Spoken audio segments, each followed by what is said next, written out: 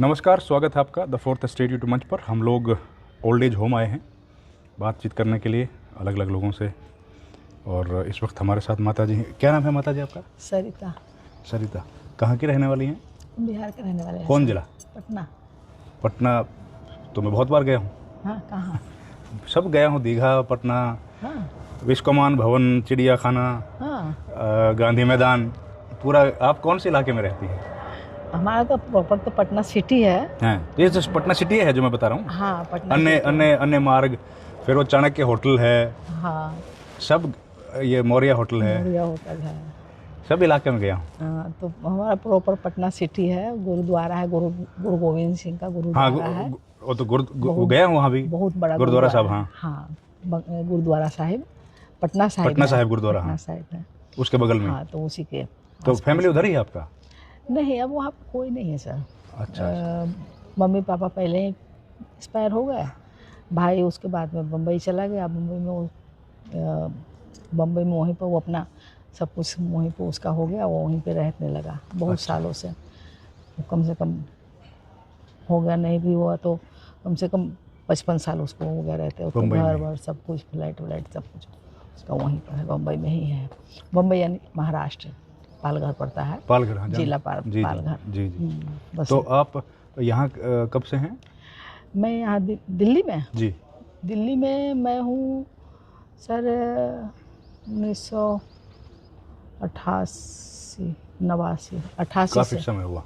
तो पढ़ाई लिखाई सब वहीं से हुई आपकी? हाँ, पटना से थोड़ा बहुत। हमारे पिताजी थोड़ा सा, उनको कुछ हो गया था। हम लोग पढ़ाई कर रहे थे तो तभी उनका हो गया था, वो पागल हो गए थे, तभी हम लोगों को पढ़ाई छूट गया था। तो मैं भी पूरा करने नहीं पाई और भाई भी नहीं पूरा करने पाया। लेकिन उसने तो बल्ब की अपनी फैक्ट्री खोल ली थी, तो उसका अपना सब कुछ बढ़िया हो गया था। लेकिन मैं नहीं कर पाई। मेरे शादी हो गए गांव में, और शादी होने के बाद फिर अपने परिवार में ही मैं रहने लगी। फिर वहाँ से मैं 88 में आई हूँ, 88 के लास्ट में, सितंबर में। तो 88 में जब यहाँ पे आई तो यहाँ आकर के रही। यहाँ रहने के बाद फिर हम पेशेंट केयर के काम करने लगे। क्या काम करने लगे? पेशेंट केयर के, जैसे पेशेंट केयर। अच्छा, नर्स। हाँ, नर्स भी नहीं कह सकते, टेक केयर।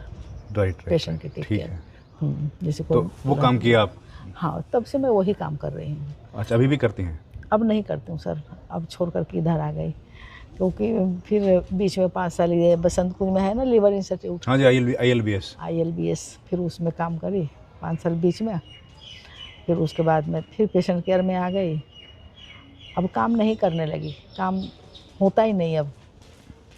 कितनी उम्र है आपकी? वैसे तो हमारा उम्र 64 है, लेकिन आधार कार्ड में मैंने कम करवाई थी, इसलिए कि आगे मैं काम करूंगी, लेकिन शरीर अब नहीं किया। तो अब आपके परिवार में कौन कौन है? परिवार में मेरा अभी 2 बेटा है, 1 बेटी है। और हस्बैंड? नहीं है। वो नहीं रहे? नहीं है। तो 2 बेटा और बेटी कहाँ रहते हैं?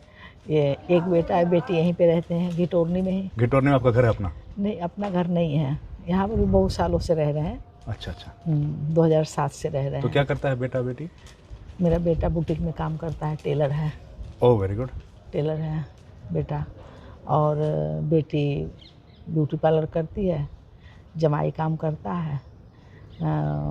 जो देवते हैं, एक पढ़ रहा है, वो भी 12वीं फाइनल करेगा। और जो बड़ा है वो फाइनल कर करके इंश्योरेंस के कंपनी में काम करता है। अच्छा, तो आप के बड़ा एक बेटा क्या करता है? एक बेटा गांव में है, पटना में? छपरा में। अच्छा, छपरा में? हाँ। तो छपरा तो आपका गाँव नहीं है? नहीं, वो मेरा गांव नहीं है, वो ससुराल है। हाँ, वहाँ चले गए वो? हाँ। तो आपका ससुराल? मेरा ससुराल। अच्छा, उनका घर वही है? उनका घर। तो फिर आप फैमिली के साथ नहीं रह पाती हैं? रह रही थी, लेकिन वो थोड़ा सा ऊंच नीच होने लगा। और जब काम छोड़ करके जब बैठ गई ना सर, तो घर में थोड़ा सा तू में चलने लगा। तू में जब चलने लगा, तो जब मैं पेशेंट केयर के काम करती थी तो मेरा दिमाग में एक बात चलती थी जी, कि मैं बहुत बहुत बहुत पैसे वाले के घर में, जो अरबोपति खरबोपति लोग हैं, उन लोगों के पास मैंने काम किया। जी, बिल्कुल। बड़े बड़े बिजनेसमैन, बड़े बड़े नौकरी वाले पेशेंट, हाँ, उन लोगों के घर में मैंने पेशेंट केयर के, उनके माता जी के, उनकी दादी जी के काम किया। लेकिन उसमें मैंने क्या देखा कि उतने बड़े बड़े लोगों में बुजुर्गों के लिए उन लोगों के पास टाइम नहीं होता था सर। अपने बुजुर्गों के लिए? अपने बुजुर्गों के लिए हमारे जैसे लोगों को रख देते थे और हम लोगों को पूरा केयर भी करना, सब कुछ करना। फिर भी आपस में उनसे ना तो कोई मिलने जाना, ना बहुत सारे लोग ऐसे ही मिले, ना परिवार से मिलना, ना अपने माँ बाप से मिलना। और माता जी इंतज़ार करती थी कि हमारा बेटा आया, अब हमसे बात करेगा, मिलेगा, लेकिन वो बेचारी इंतज़ार बात ही नहीं हो करके पाती। रोने लगती थी। तो लेकिन पैसा बहुत है, पैसा बहुत, पर समय नहीं है। समय नहीं है। मेरा दिमाग में बहुत ये चीज़ मेरे को चोट लगती थी। ये लगती थी कि अरे ये लोग इतने बड़े बड़े बच्चे को इतने इतने कामयाब बनाए। माँ बाप नहीं, बच्चे तो कामयाब होते हैं, अपने आप तो कामयाब नहीं होता। मैं तो अपने बच्चों के लिए कुछ भी तो नहीं किया। हमारे बच्चे तो बिल्कुल सिंपल है और उनसे अगर मैं उम्मीद रखूँ कि बुढ़ापे में वो हमारे लिए बहुत कुछ करें तो नहीं कर पाएंगे। जब ये लोग नहीं कर रहे तो कैसे करेंगे? तो कितने बड़े बड़े अमीर लोगों के घर में गई आप? जैसे कि कोई जज हैं, अच्छा। कोई बहुत बड़े वकील हैं, कोई हाई कोर्ट के चीफ डिस्ट्रिक्ट जज हैं, कोई बिजनेसमैन है, कोई आईजी ऑफिसर है, कोई कर्नल ऑफिसर है। लेकिन परिवार के लिए समय नहीं है। समय नहीं होता था। हाँ। ऐसा है।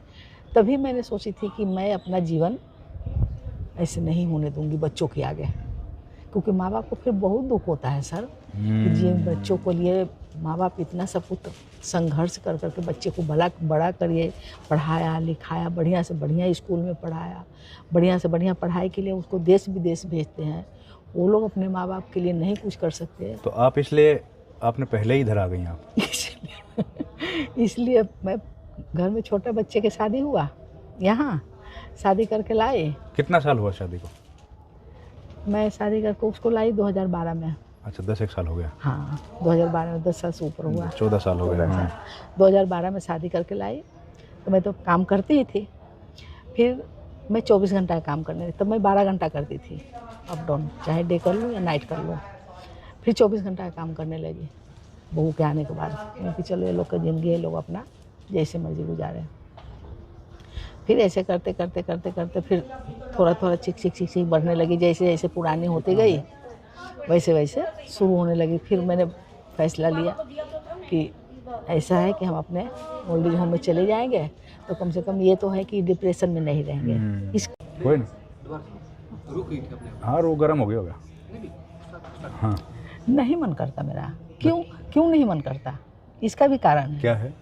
इसका कारण मेरे को दिमाग में ये चलता है कि जिस बेटे के लिए हमने इतना किया, सब कुछ किया, अगर समय आने पर वही बेटा भूल जाता है तो उसमें पोता पोती हमारा क्या करेगा? वो तो किसी और के बच्चे हैं। तो बेटा भूल थोड़ी गया अभी आपको? नहीं, भूला नहीं है, लेकिन मेरे दिमाग में चलता है, बात होती है, बात पूछता है मेरे को, अगर थोड़ी बहुत मनी की ज़रूरत पड़ती है वो भी देता है।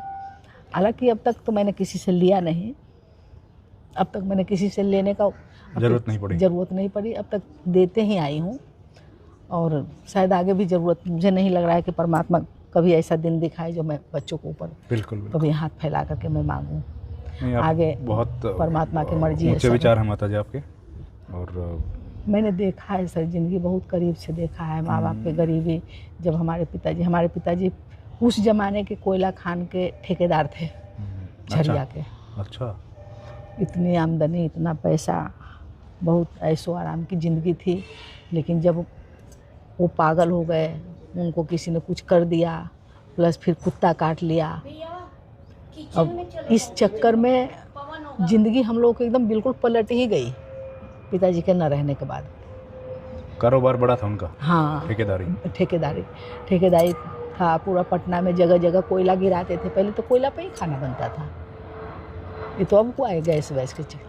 माता जी हमारी तरफ से आपको बहुत शुभकामनाएं। बड़ी आप मजबूत महिला हैं और स्ट्रॉन्ग रहिए जी, भगवान आपको खुश रखे। मैं खुश हूँ सर, यहाँ पर तो मैं खुश हूँ जी जी। यहाँ पर इसलिए खुश हूँ कि एक तो सब हम उम्र हैं। अब एक मैं ही नहीं हूँ, और लोगों को भी देखती हूँ मैं, और लोग भी तो बच्चे हैं, सबके बच्चे हैं। जब वो लोग ऐसे रह सकते हैं तो मैं क्यों नहीं? और रह करके ये मुझे एक मौका मिला है, बहुत अच्छा मौका। ये मौका कब हमसे छीन जाए मुझे नहीं पता है सर, क्योंकि आज अगर बहू घर में है तो मैं यहाँ हूँ, कल अगर बहू के साथ कुछ भी प्रॉब्लम आती है तो मेरे को तो भाग कर फिर वहीं जाना पड़ेगा। तो ये मौका का क्यों ना हम फ़ायदा उठाएं। जितना दिन है, बिल्कुल ठीक है ना, तो यही हमारा सोच है सर। और आपको कोशिश यही रहती है धन्यवाद, कि जितना आपने लोगों समय को दिया। सेवा कर सकूं। Thank you.